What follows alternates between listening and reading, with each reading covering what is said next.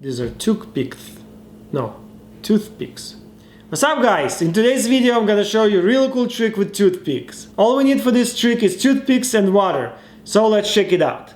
Alright, we will need 5 toothpicks and what we wanna do is break them in half like this, but keep them intact. There you go, now let's connect them. And I will pull some water in the middle and let's see what happens. Look at this, guys. They're forming a star. Isn't that cool? And if you know why this happens, let me know in the comments. Alright guys, that's pretty much it. I hope you liked this video and I'll see you next time.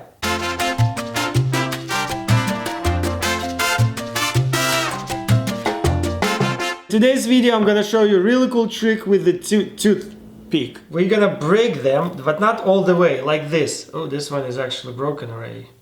So we need 5 toothpicks. These two sides for some reason don't want to go together. Okay, we need 5 toothpicks. And what we want to do is break them in half, but not all the way. Ooh, look at this. That's weird. So what we want to do is break them in half. Like this. Oops, not like that actually.